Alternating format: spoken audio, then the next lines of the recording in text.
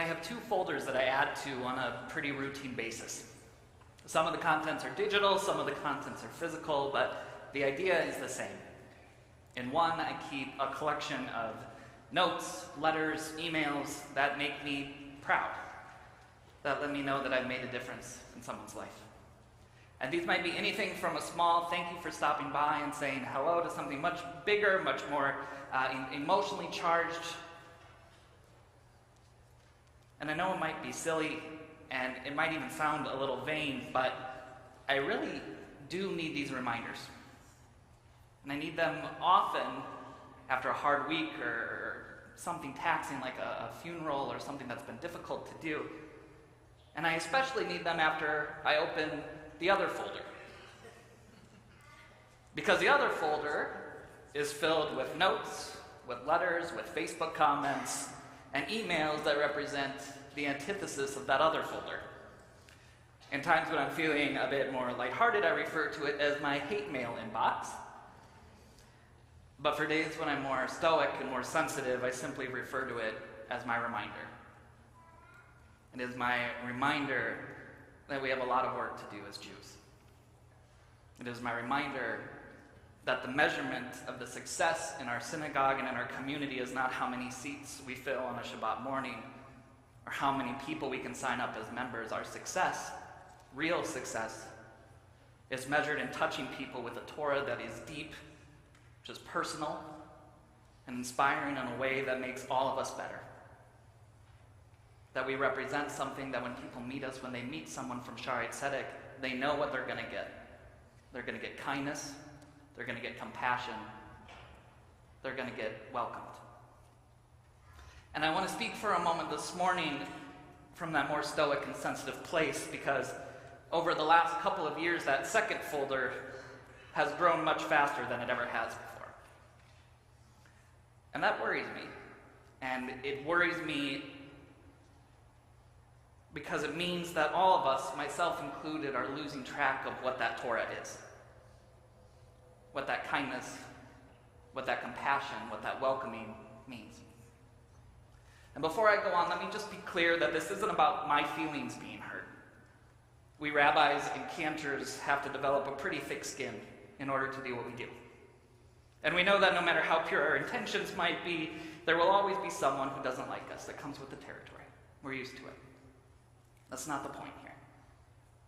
The point is that for whatever reasons, be they political, generational, ideological, the essence of those messages have changed from simple disagreements, from slights, to ones that truly feel vitriolic, that actually feel rooted in some hatred sometimes. And I know that I'm not the only one receiving these messages, and I know that the number of us who are in this room alone is way too high. Way too high. It's not who we are. It's not who we're asked to be. It's not Jewish. This is something that the rest of the world doesn't have to worry about in the same way that we do. Other people are free to double down on isolationism, on egoism, on tribalism, but we, my family, don't have that luxury. We don't get to defend our actions with the words of pundits and TV personalities. We don't get to decide who we are responsible for and who we abandon. We answer to Torah. We answer to a tradition and to a peoplehood far more ancient than any of our petty differences. We are commanded to be an or l'goyim, a light unto the nations. But when we are motivated by our political colors, by our news sources, by our fervent belief that our opinions are more important than our relationships, then that light doesn't feel exceptionally brighter than any other. In fact, it feels dim, it feels narrow, it feels cold. This morning, we are reminded what that theological shortcoming engenders.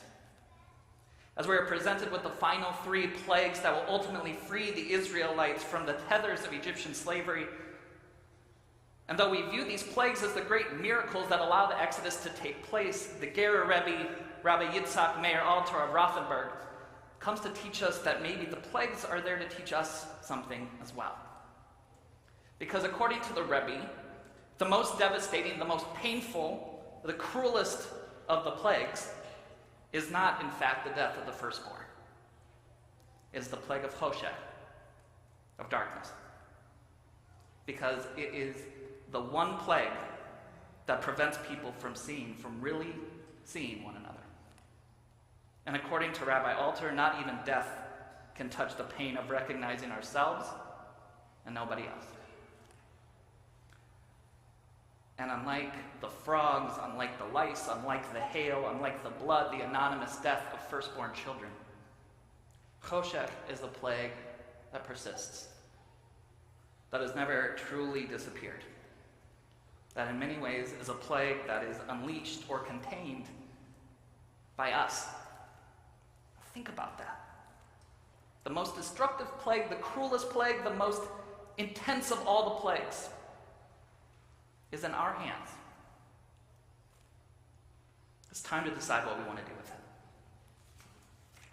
We can ignore it, and we can live our lives looking out for ourselves and for ourselves alone.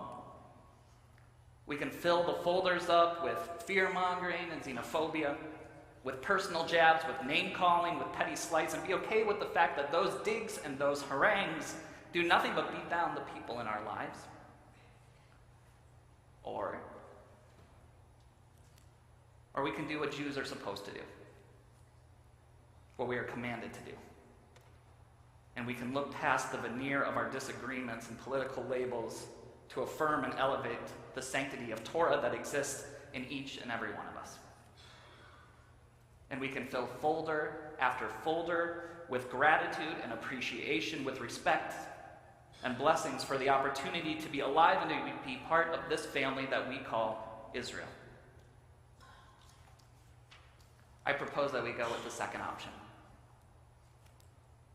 And on this Shabbat, I want to put forward a little homework for all of us, just so we take that option seriously. This week, I want us to stock up each other's inboxes, those feel-good folders. Let's call it the Inbox Challenge. It's pretty simple. There are 2 parts. I'll ask anyone that wants to participate to simply take a few extra minutes out of your week and to send a note, an email, a text, make a phone call to someone in this congregation and let them know that you appreciate them, that you're thankful for them, that you are blessed because they're in your life. And if you don't mind, I'm going to go ahead and go first. Andrew, thank you. Thank you for the Torah that you taught us this morning. Thank you for being the kind young man that you are. Thank you for being part of this community. This community and this world are better because you're in it. Thank you. Part 2 is that when we've done this homework, to go on social media, to go through our contacts, and challenge our friends and family to do the same thing. That's it. It's simple. And I know it might sound small and it might sound silly, but you know what? It's a little bit of light in a growing darkness, and sometimes all it takes is a little spark to create a flame that brings more Torah into this world. And at the end of the day, that's what we're here to do. We're here to bring Torah into the world. Not to win arguments, not to elevate ourselves, but to fill the world with the light of Torah, so that the darkness has nowhere to exist. Doesn't sound so simple anymore, and it's not. But those baby steps, those little moments that we can take to fill this world with light, they make all the difference in the world. I don't want us all to agree. That's not how life works, and it's not how Judaism works. In fact, the Talmud teaches us that disagreement is constructive and even holy if it's done for the sake of heaven. It's called a machloket l'shem shamayim, a disagreement that elevates who we are, that reaches into the heavens. But if our disagreements blind us to one another, if they put hate in our hearts and turn our words into arrows, then they aren't for the sake of heaven. They're for the sake of ourselves. And as Jews, we know that we can only create true and lasting light if we spark it together. Shabbat Shalom.